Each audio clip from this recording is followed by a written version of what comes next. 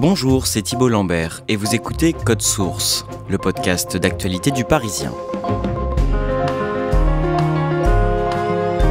Le nouveau Front populaire a réussi à faire élire le plus grand nombre de députés aux dernières élections législatives les dimanches 30 juin et 7 juillet. Cette alliance de la France insoumise, du Parti socialiste, des écologistes et des communistes, formée à la hâte malgré leur division au lendemain de la dissolution de l'Assemblée nationale, se retrouve désormais dans la perspective de gouverner le pays.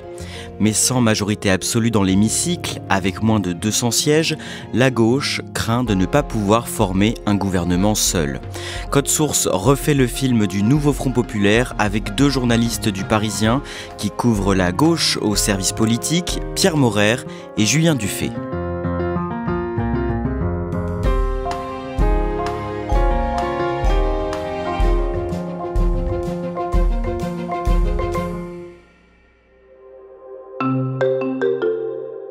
Julien Dufay, le mardi 9 juillet, une grande partie des députés tout juste élus ou réélus sous l'étiquette du nouveau Front populaire se retrouvent pour la première fois après le second tour à l'Assemblée nationale à Paris.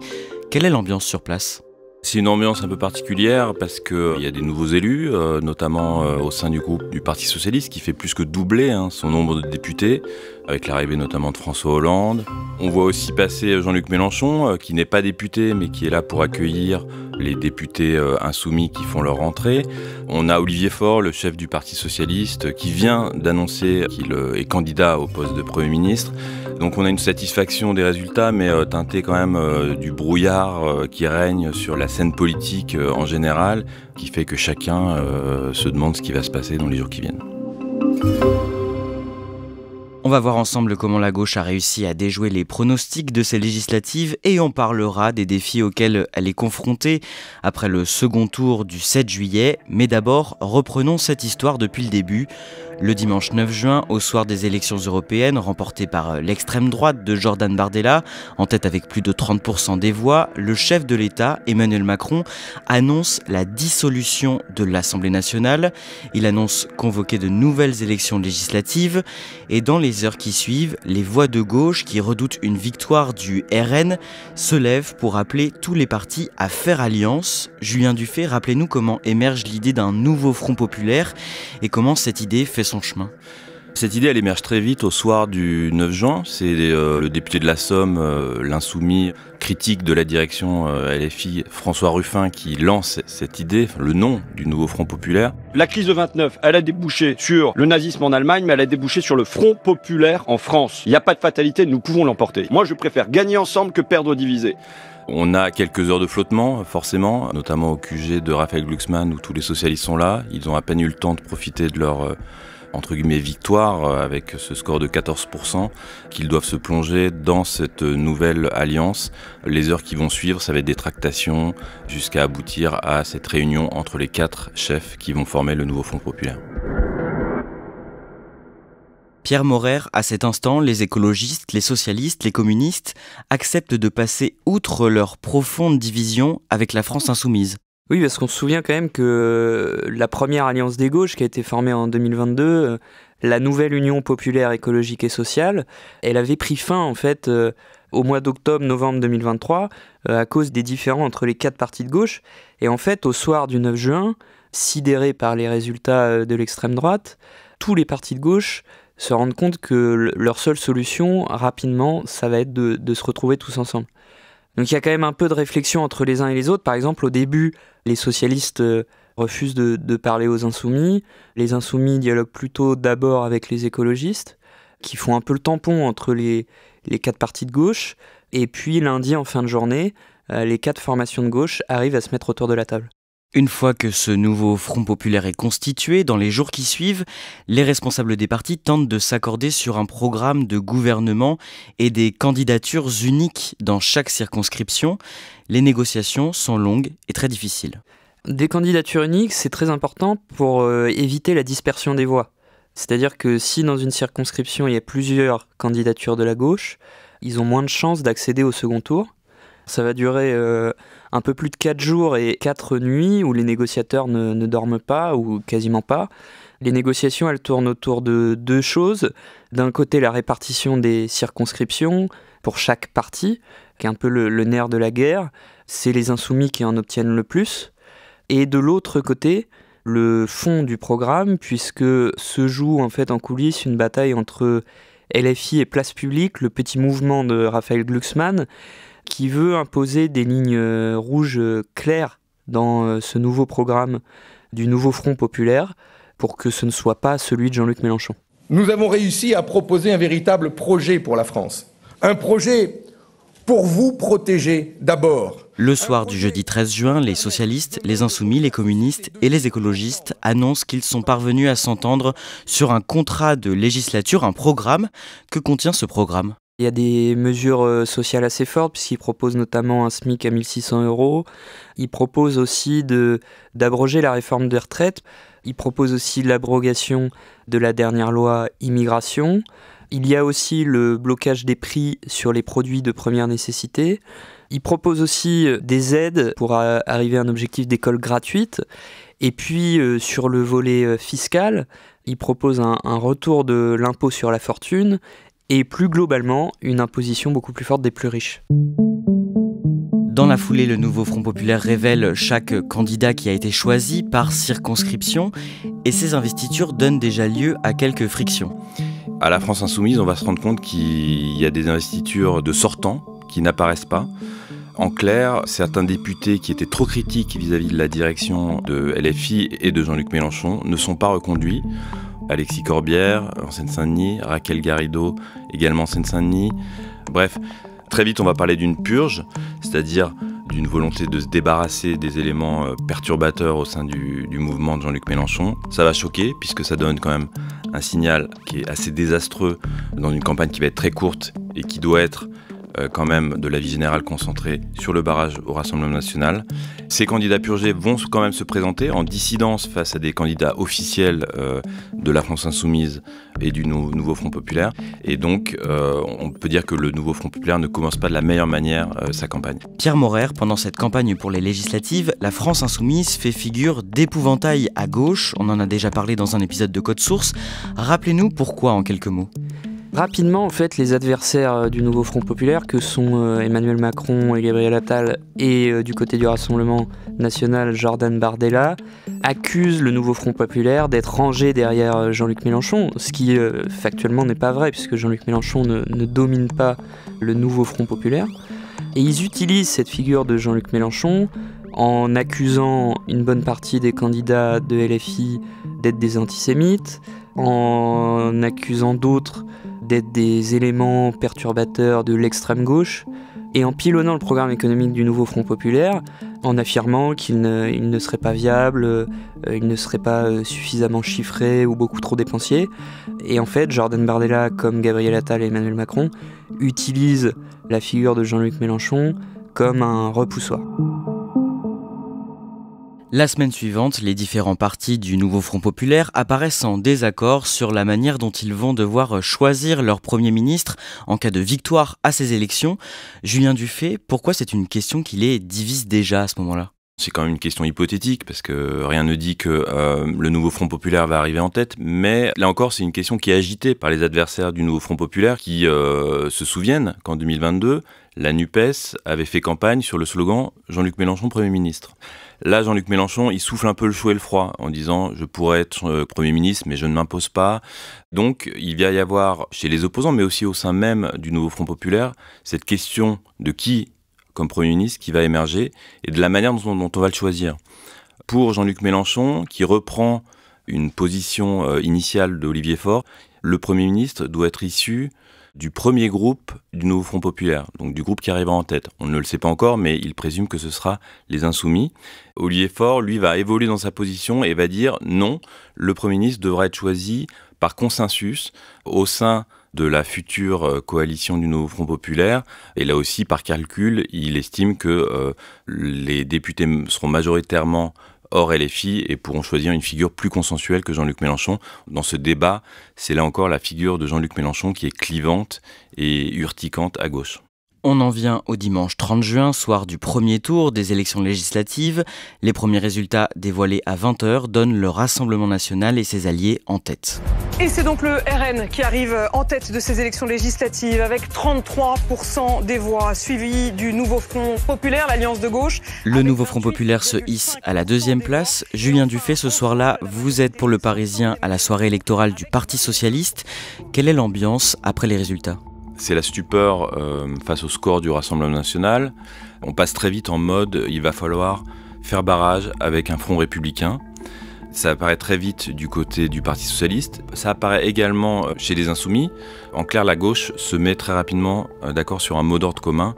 Il va s'agir dans toutes les circonscriptions où il y a 3 candidats qualifiés pour le second tour, on appelle ça des triangulaires, et où le Rassemblement national est arrivé en première position, de retirer le candidat du Nouveau Front Populaire, qui généralement est arrivé en 3e position. Nulle part, nous ne permettrons au RN de l'emporter, et c'est pourquoi, dans l'hypothèse où il serait arrivé en tête, tandis que nous ne serions qu'en 3e position, nous retirerons notre candidature. Ça permet de faire un front républicain, c'est-à-dire que on espère que le report des voix du candidat de gauche qui ne figurera pas sur la ligne de départ au second tour, se reportera sur le candidat soit LR, soit Ensemble, et fera ainsi barrage au candidat du Rassemblement national et empêchera son élection. Est-ce qu'il y a beaucoup de désistements ? Il va y avoir 120 désistements côté Nouveau Front Populaire, 200 en tout, puisque Ensemble, le camp présidentiel, va aussi opérer un front républicain. Ça va permettre de faire baisser le nombre de triangulaires de plus de 300 à moins de 100. Donc, c'est-à-dire qu'on va écarter par ces désistements mécaniquement le risque d'une vague Rassemblement national au second tour. Pierre Maurer, pendant la campagne de l'entre-deux-tours, le mercredi 3 juillet, la patronne des écologistes, Marine Tondelier, déclare que la gauche doit se tenir, je cite, prête à gouverner. Qu'est-ce qu'elle entend par là ? Marine Tondelier, elle utilise l'argument de la victoire du Nouveau Front Populaire face au Rassemblement national pour mobiliser ses électeurs. Donc elle se projette déjà dans le fait que l'alliance, le cartel des gauches, devra gouverner. Donc aujourd'hui, c'est soit eux, l'extrême droite, soit nous. Et ça doit être nous. Et ça va être nous. Dans l'interview, elle va un peu plus loin puisqu'elle commence à évoquer l'idée éventuelle d'une coalition avec d'autres partenaires que simplement les membres constituants du Nouveau Front Populaire, sans encore en préciser ni les contours, ni le contrat exact de gouvernement qui présiderait à cette coalition. Pierre Maurer, en coulisses, pendant la campagne de l'entre-deux-tours, il y a un bras de fer pour savoir qui sera le parti le plus fort après le second tour. Pourquoi est-ce que c'est important ? Le parti, au soir du second tour, à gauche, qui obtiendra le groupe parlementaire le plus important à l'Assemblée nationale, sera celui qui sera en mesure de peser le plus pour la désignation du Premier ministre à Matignon. Et ça, tous les partis de la gauche le savent, les socialistes et les insoumis en tête, puisque mathématiquement, ce sont ces deux partis qui doivent obtenir le plus de députés. Et donc l'enjeu pour les socialistes d'un côté, c'est de rattraper les insoumis en nombre de députés, et pour les insoumis, c'est de ne pas perdre trop de députés et d'essayer d'en gagner pour conserver leur position de force sur la gauche. On en vient au soir du second tour, dimanche 7 juillet. Les premières estimations de la composition de la nouvelle Assemblée nationale sont dévoilées à 20h. Nouvelle Assemblée, et ce n'est pas le tiers. Julien Dufay, c'est une immense surprise pour la gauche ? C'est une surprise énorme. Moi, je suis à la soirée électorale des Insoumis, donc dans le nord de Paris, à la Rotonde. Il y a à partir de 19h15, quand tombent les sondages sortis des urnes qui se succèdent et où apparaissent ces résultats très favorables au Nouveau Front Populaire, il y a une sorte d'incrédulité, de vertige un peu que je lis dans les yeux des responsables insoumis qui se disent il va falloir peut-être gouverner maintenant. C'est le leader de la France insoumise, Jean-Luc Mélenchon, qui prend la parole en premier à 20h05. Qu'est-ce qu'il dit ? Il veut fixer la ligne, il veut fixer le là un peu de la gauche, et du coup il va avoir un discours en 3 points qui sont ses leçons finalement des résultats. Il dit le président doit s'incliner, c'est-à-dire que c'est une défaite pour Emmanuel Macron. La défaite du président de la République et de sa coalition est clairement confirmée. La deuxième chose, il dit le Premier ministre doit s'en aller. Gabriel Attal ne peut pas rester à Matignon dans ces conditions. Et troisième enseignement pour lui, le président de la République doit appeler le nouveau Front populaire à gouverner dans les jours qui arrivent. Est-ce que c'est vraiment une victoire dans les urnes comme il le revendique ?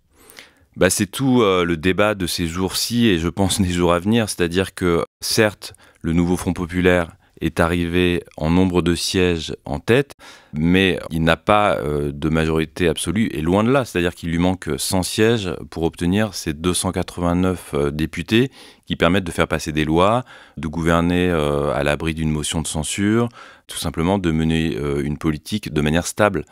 On se souvient que c'était déjà très difficile pour Emmanuel Macron, avec une majorité relative à 250 députés, de gouverner. Là, avec, on parle de 185, 190 députés, ça paraît quand même très compliqué pour la gauche de pouvoir revendiquer un gouvernement sans s'allier avec personne. Les autres responsables des partis de gauche qui s'expriment à leur tour pendant la soirée du second tour, est-ce qu'ils sont tous alignés sur Jean-Luc Mélenchon ? Ils sont tous d'accord pour dire que la gauche est au centre du jeu, doit gouverner. Après, ils estiment qu'il va falloir dialoguer, discuter. Donc c'est des nuances qui s'expriment. Ils sont moins vindicatifs, on va dire, que Jean-Luc Mélenchon. Julien Dufay, dans le détail, quels sont les rapports de force au sein de l'Alliance après ce second tour ? Alors c'est un rapport de force qui est beaucoup plus favorable aux socialistes, qui avaient obtenu davantage d'investitures. Donc là, ils se retrouvent avec entre 60 et 70 députés. C'est-à-dire qu'ils font plus que doubler leur nombre de députés qu'ils avaient dans la dernière législature. Les Insoumis, ils stabilisent, on va dire, leurs effectifs. Ils sont autour de 70-75. Les écologistes, à plus de 30, ils maintiennent leur groupe, ce qui n'était pas gagné, puisqu'ils avaient fait quand même un résultat européen assez décevant. Et les communistes, eux, ils baissent en nombre de députés. Ils sont à 8 ou 9 députés, mais grâce à l'apport de députés ultramarins, où ils disent espérer conserver un groupe à l'Assemblée. C'est donc une bataille que se livrent la France Insoumise et le Parti Socialiste pour avoir le plus grand nombre de sièges ? Oui, c'est une bataille pour désigner la couleur politique du Premier ministre, insoumis ou socialiste. C'est une bataille qui va durer encore quelques jours puisque la constitution finale des groupes, elle doit intervenir d'ici au 18 juillet. 18 juillet, c'est l'élection de la présidente ou du président de l'Assemblée nationale et les groupes doivent être constitués. Et jusque-là, PS et Insoumis vont essayer de s'adjoindre de nouveaux députés. Côté PS, on parle de divers gauche, on parle de députés ultramarins. LFI aussi essaie de faire venir à elle des députés ultramarins. Il y a la question de ces fameux frondeurs insoumis, ou de ces insoumis, comme on les appelle parfois, François Ruffin, Clémentine Autain. Eux, ils ont déjà dit qu'ils ne siégeraient plus avec LFI. Donc est-ce que ça ne va pas faire baisser le contingent LFI ? Enfin, tout ça est encore très mouvant à l'heure où on se parle, et crucial dans l'hypothèse où la gauche doit désigner un Premier ministre. Dès le lendemain du second tour, les responsables des partis tentent de s'accorder sur un nom, une personnalité à proposer comme Premier ministre et un hypothétique gouvernement. Pierre Maurer, comment se passent ces discussions ? Tout d'abord, ces discussions, elles sont très secrètes, puisque pour qu'elles aboutissent, il faut éviter les fuites. Donc il y a les Insoumis qui poussent le nom de Clémence Guettet, qui était l'architecte du programme présidentiel de Jean-Luc Mélenchon en 2022. Les socialistes, eux, répondent aux Insoumis en mettant en avant leur premier secrétaire, Olivier Faure. Et puis ensuite, les discussions, elles portent aussi sur le rapport de force au sein d'un hypothétique gouvernement du NFP qui obtient tel ou tel ministère régalien. Elles portent aussi sur la manière de gouverner de cet hypothétique gouvernement. Il y a beaucoup de questions à trancher, de rapports de force à déterminer qui ne le sont pas encore car les groupes parlementaires n'ont pas été clairement définis. Et donc ces discussions durent. Le mardi 9 juillet, les membres du nouveau Front populaire publient un communiqué commun pour appeler Emmanuel Macron à se tourner, je cite, immédiatement vers eux pour leur permettre de former un gouvernement. C'est un devoir pour le président de la République d'appeler au gouvernement le nouveau Front populaire pour respecter la parole et le scrutin et le résultat des suffrages des électrices et des électeurs. Ils craignent que le chef de l'État ne le fasse pas ? Oui, en fait, à ce moment-là, quand ils publient le communiqué, ils prennent à témoin l'opinion publique. Ils ont peur quand même que le chef de l'État arrive à nouer une majorité coalisée entre le centre du camp présidentiel et la droite des Républicains. Par exemple, il y a Olivier Marleix, l'ancien président du groupe des députés LR, qui appelle Emmanuel Macron à nommer un Premier ministre issu des LR. Donc, les membres du NFP voient bien que Emmanuel Macron et son camp cherchent des solutions qui lui permettraient de nommer un Premier ministre qui ne soit pas issu du NFP. Et donc, à ce moment-là, en fait, ils mettent la pression sur Emmanuel Macron pour qu'il appelle une personnalité issue de leur rang. Pierre Maurer, à ce stade, quel est le plus grand défi du nouveau Front populaire ? Tout d'abord, c'est de rester unis. Le nouveau Front populaire uni a plus de poids dans le rapport de force avec le camp présidentiel en étant soudé entre les 4 principaux partis de la gauche. Ensuite, à long terme, cette unité, elle risque d'être mise à mal puisqu'on l'a déjà vu pendant les élections présidentielles. Il y a des lignes de fracture fortes entre LFI, le PS, les écologistes et les communistes. Donc on ne sait pas combien de temps cette alliance va durer, on ne sait pas si elle va être en capacité de gouverner, et puis il y a un horizon aussi qui se présente, c'est une prochaine présidentielle, soit anticipée si Emmanuel Macron démissionnait, soit en 2027. On sait que Jean-Luc Mélenchon, il voulait reformer une nouvelle union populaire, donc repartir en campagne autour de la France insoumise. En face, il y a les autres, Olivier Faure, Marine Tondelier, Fabien Roussel, et puis aussi aujourd'hui les anciens frondeurs de LFI, qui sont François Ruffin, Clémentine Autain, Alexis Corbière, qui eux appellent à une stratégie différente de Jean-Luc Mélenchon. Donc à long terme, on ne sait pas ce que le nouveau Front populaire va devenir.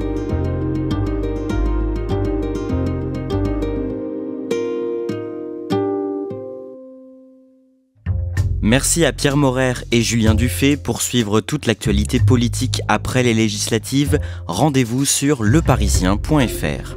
Cet épisode a été produit par Barbara Gouy, Raphaël Pueyo et Clara Garnier-Amouroux. Réalisation Pierre Chaffanjon. Si vous aimez nos épisodes, parlez-en autour de vous, laissez-nous des petites étoiles et des commentaires sur votre plateforme d'écoute préférée. Ne ratez pas les 2 autres podcasts du Parisien, Crime Story, une affaire criminelle racontée chaque samedi, et tous les mercredis, Le Sacre, les confessions d'un ou une médaillée d'or olympique ou paralympique.